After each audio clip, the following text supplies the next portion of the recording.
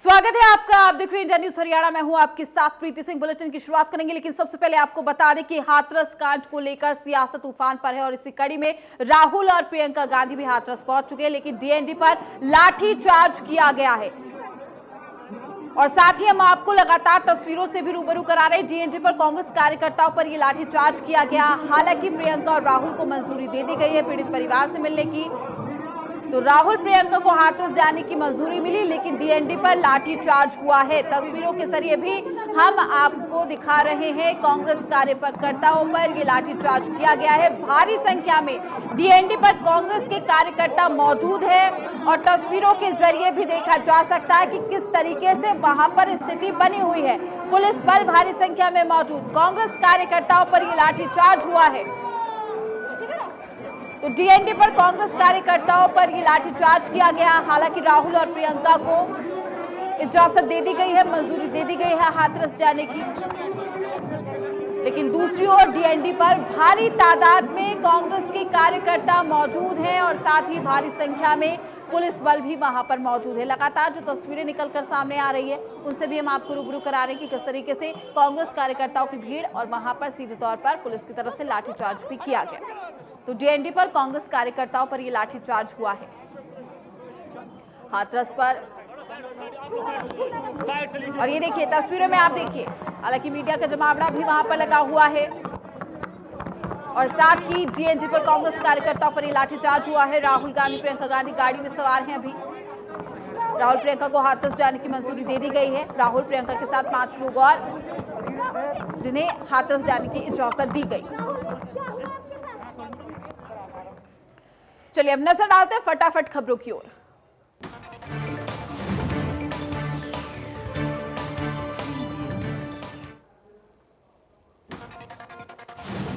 हाथरस कांड को लेकर सियासत तूफान पर है। कांग्रेस के पूर्व अध्यक्ष राहुल गांधी एक बार फिर से हाथरस से जा रहे हैं, पहुंच चुके हैं और राहुल दिल्ली कांग्रेस दफ्तर से बाकी नेताओं के साथ वहां पर पहुंचे। यूपी पुलिस एक्टिव मोड में दिखाई दे रही है। राहुल और प्रियंका के साथ 35 सांसदों का डेलीगेशन भी वहां पर पहुंचा है। हालांकि राहुल और प्रियंका को ही मंजूरी दी गई है।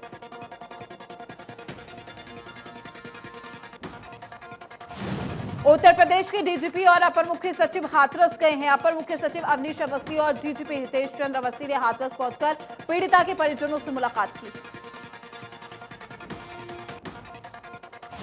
हाथरस मामले पर सांसद सुनीता दुग्गल ने कहा है कि उन्होंने निकम्मे अधिकारियों के खिलाफ पहले भी कड़ी कार्रवाई की मांग की थी और योगी सरकार ने उन्हें सस्पेंड भी कर दिया था। यूपी के सीएम योगी आदित्यनाथ जरूर न्याय दिलाएंगे। हाथरस गैंगरेप मामले को लेकर बवानीखेड़ा शहर में दलित समुदाय के लोगों ने पंचायत कर सोमवार को शहर में धरना प्रदर्शन, राष्ट्रपति के नाम का ज्ञापन देने का फैसला लिया है। इस दौरान समुदाय के लोगों ने यूपी सरकार के खिलाफ जमकर नारेबाजी भी की और पुलिस प्रशासन और सरकार पर भी मामले में कार्रवाई नहीं करने का आरोप लगाया।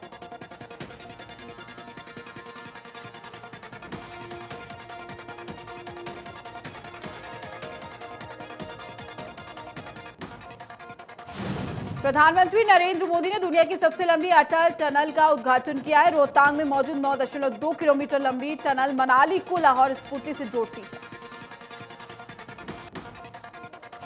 अटल टनल की वजह से मनाली और लाहौल स्फूर्ति घाटी साल भर एक दूसरे से जुड़े रह सकेंगे। इससे पहले बर्फबारी की वजह से भी 6 महीने तक देश के बाकी हिस्सों से कट जाती थी ये घाटी।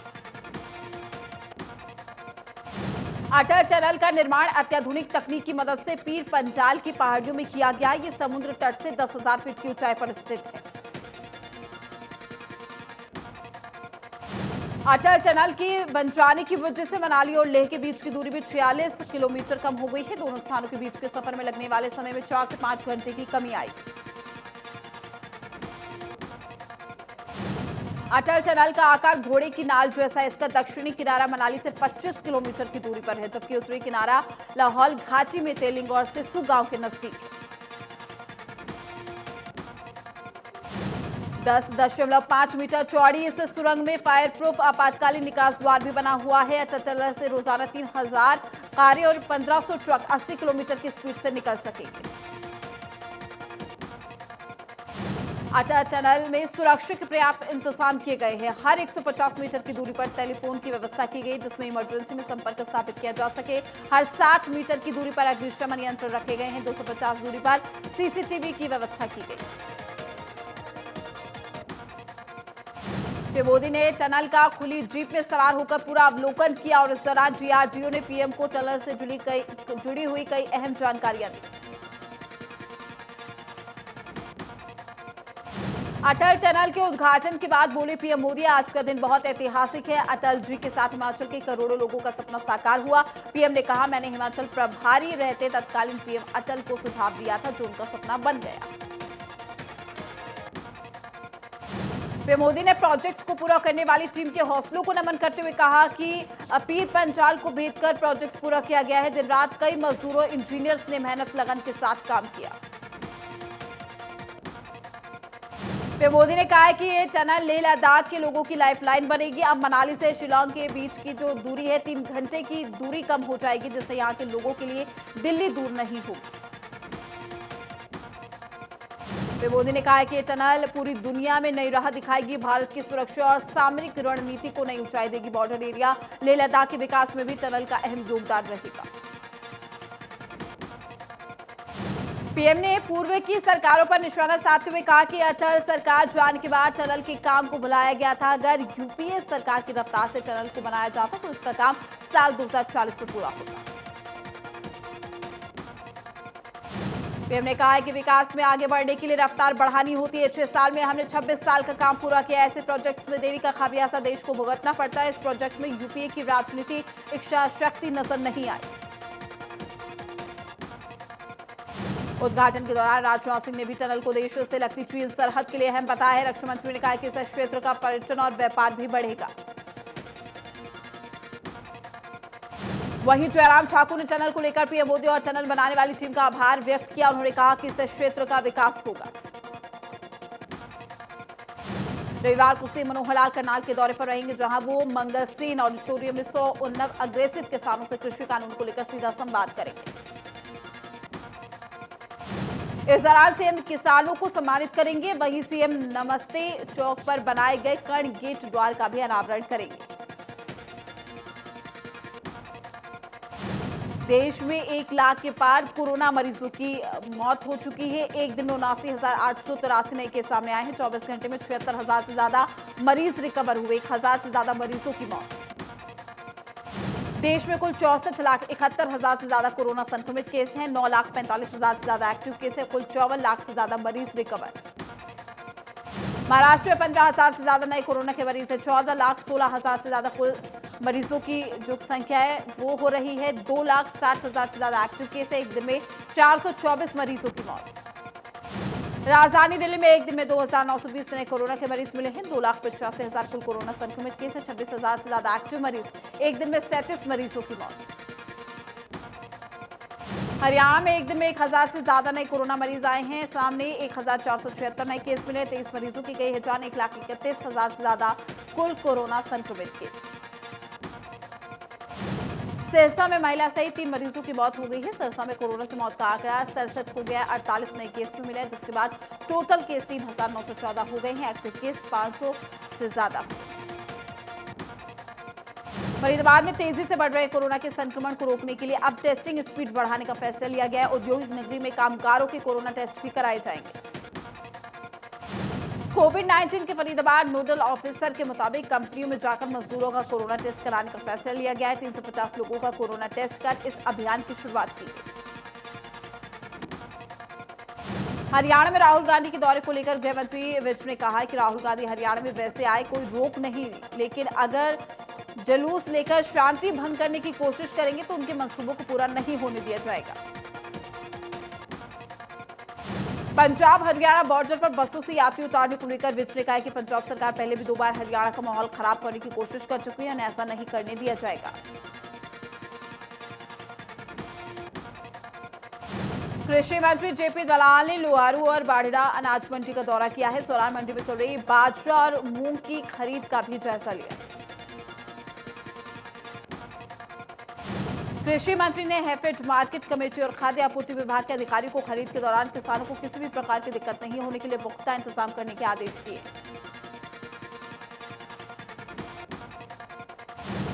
जेपी दलाल ने कहा है कि केंद्र सरकार ही नहीं बल्कि हरियाणा सरकार भी बाजरे की खरीद करती है, इसलिए सरकार की प्रतिबद्धता हरियाणा के किसानों के प्रति।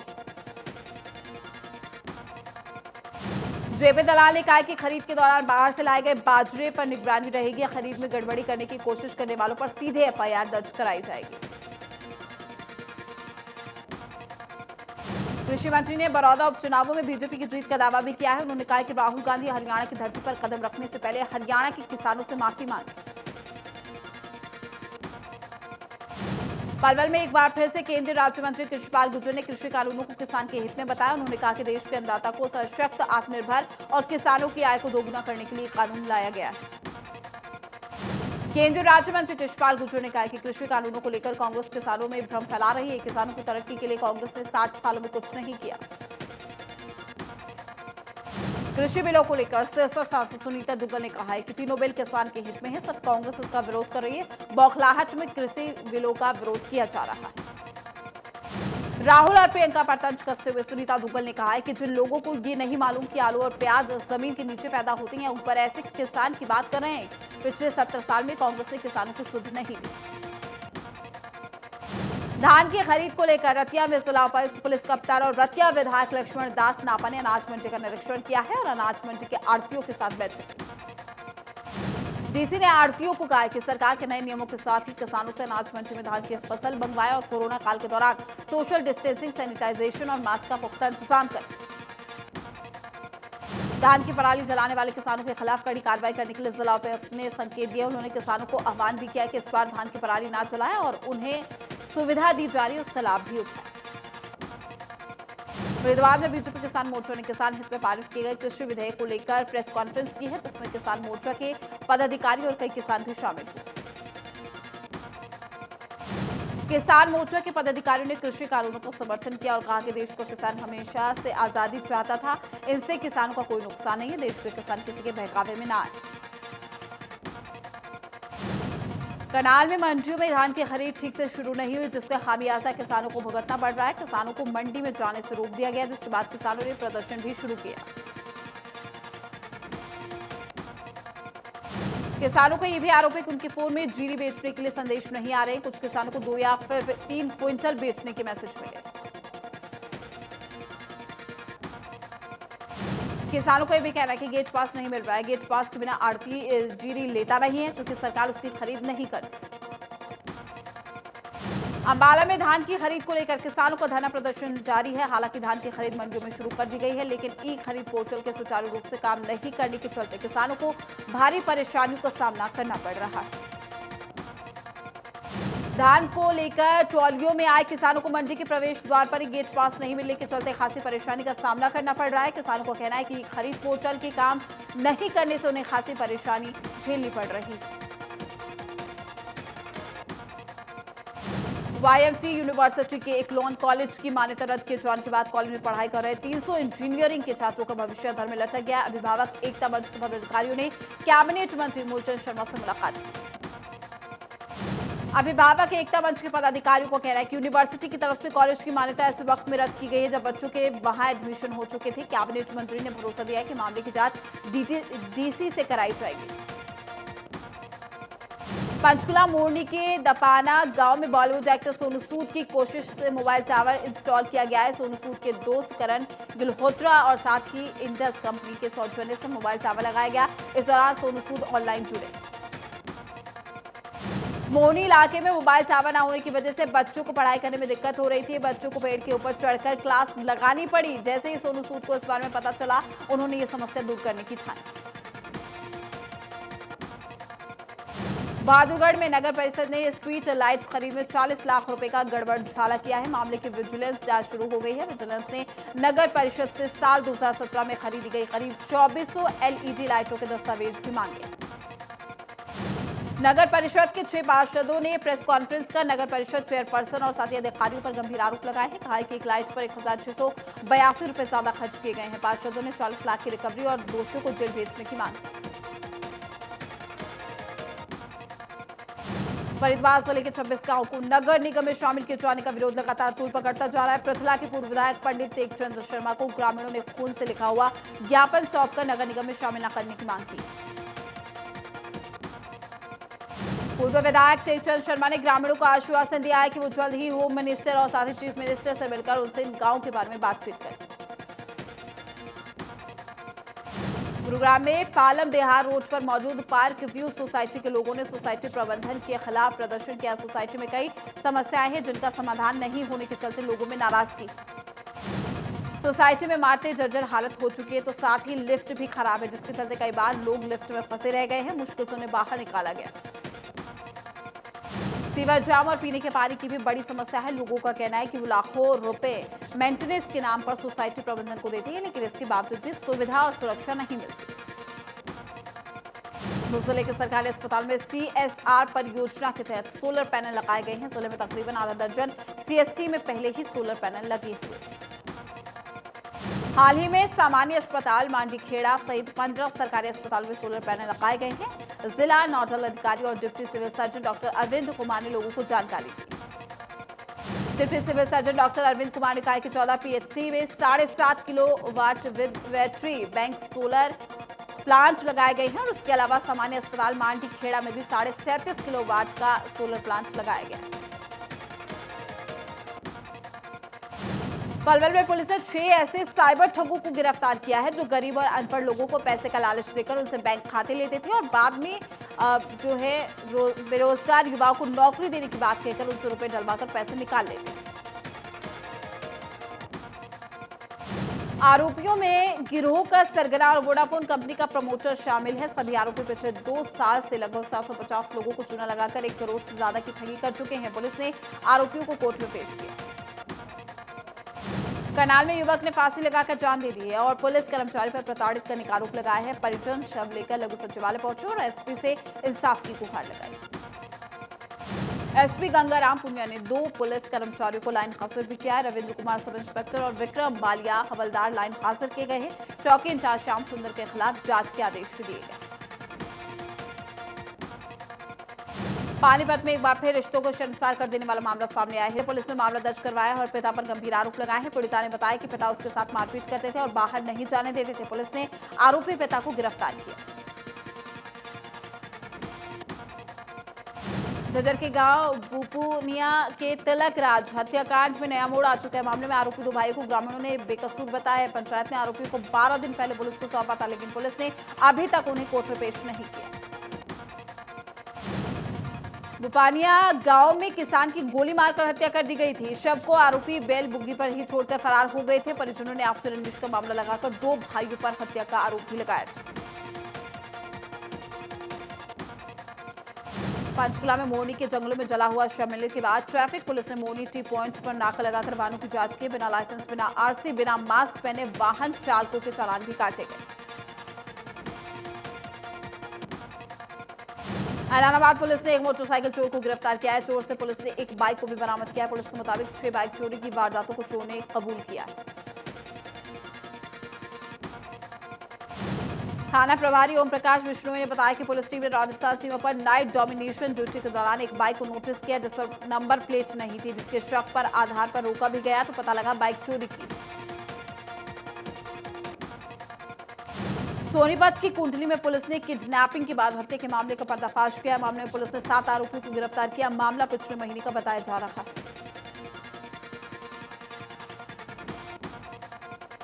धर्मेंद्र नाम के शख्स को प्याऊ मनियारी से किडनैप करने के बाद पल्ला गांव के पास हत्या कर दी गई थी। भाई के ससुराल वालों से हुए झगड़े की रंजिश के चलते हत्या की गई। पंचकुला सेक्टर 28 के बीटा बूथ पर हुई लूट के मामले में लुटेरों की CCTV फुटेज सामने आई है। CCTV में बाइक सवार 2 बदमाश नजर आ रहे हैं। पुलिस मामले की पड़ताल में जुटी हुई। क्राइम ब्रांच के मुताबिक CCTV फुटेज कब्जे में ले ली गई है। जल्दी आरोपियों को गिरफ्तार कर लिया जाएगा। आपको बता दें कि 20,000 की लूट के मामले में 2 लुटेरों ने इस पूरी वारदात को अंजाम दिया था। रेवाड़ी में हाथरस की बेटी को इंसाफ देने की मांग को लेकर विश्व हिंदू परिषद और बजरंग दल ने प्रदर्शन किया है। जघन्य अपराध के दोषियों के लिए फांसी की मांग की।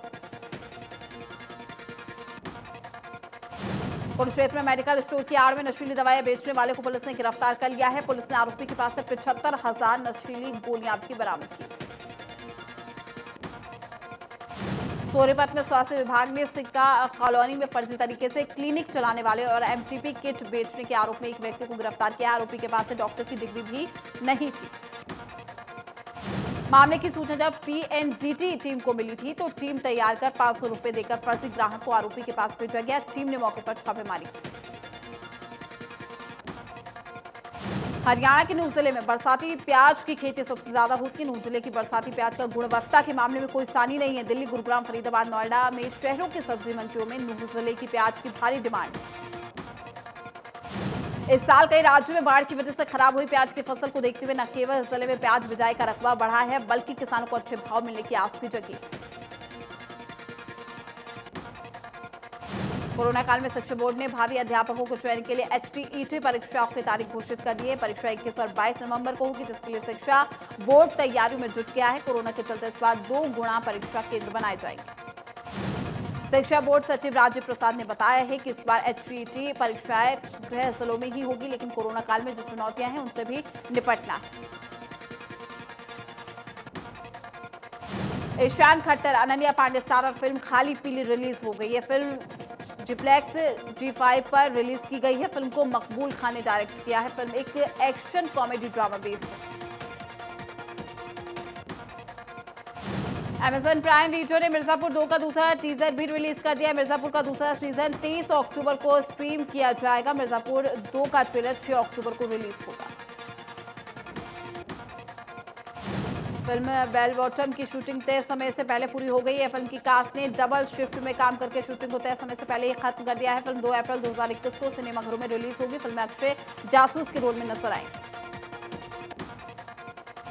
कबीर सिंह जैसी सुपरहिट फिल्म देने वाले शाहिद कपूर ने अपनी अगली फिल्म जर्सी की शूटिंग भी शुरू कर दी। लगभग 6 महीने बाद वो काम पर लौटे। कोरोना वायरस महामारी के चलते लगे लॉकडाउन से फिल्मों की शूटिंग पर रोक लगा दी गई। डांसर सपना चौधरी का एक धमाकेदार डांस वीडियो यूट्यूब पर खूब देखा और पसंद किया जा रहा है। इस वीडियो में सपना चौधरी खड़ी रोड पर गाने पर शानदार डांस कर रही है। नवाजुद्दीन सिद्दीकी, श्वेता वासु प्रसाद स्टारर फिल्म नेटफ्लिक्स पर रिलीज हो गई है। फिल्म का निर्देशन सुधीर मिश्रा ने किया है। यह फिल्म मनु जोसेफ की लिखी एक किताब पर आधारित है। Bollywood actress Urvashi Rautela social media पर काफी एक्टिव रहती है। हाल ही में उर्वशी का एक वीडियो इंटरनेट पर तेजी के साथ वायरल हो रहा है। वीडियो में एक्ट्रेस कैटरीना कैफ के गाने चिकनी चमेली पर धमाकेदार अंदाज करती हुई नजर आ रही है। हिमांशु खुराना पिछले कुछ समय से कोरोना वायरस से पीड़ित है। हिमांशु खुराना की तबीयत कोरोना वायरस की वजह से काफी बिगड़ गई है। हिमांशु को लुधियाना के एक अस्पताल में एडमिट करवाया गया है। ब्लैक विडो का इंडियन वर्जन का प्रोमो रिलीज हो गया। ब्लैक विडो में इंडियन वर्जन में शमिता शेट्टी, मोना सिंह और स्वास्तिका मुखर्जी मुख्य भूमिका निभाती हुई दिखाई देंगी। प्रोमो वीडियो बॉलीवुड की मशहूर एक्ट्रेस शिल्पा शेट्टी ने अपने इंस्टाग्राम अकाउंट पर भी शेयर किया। आलिया भट्ट का एक वीडियो सोशल मीडिया पर काफी वायरल हो रहा है। वीडियो में आलिया अपनी बेस्ट फ्रेंड आकांक्षा का बर्थडे सेलिब्रेट करती हुई नजर आ रही है।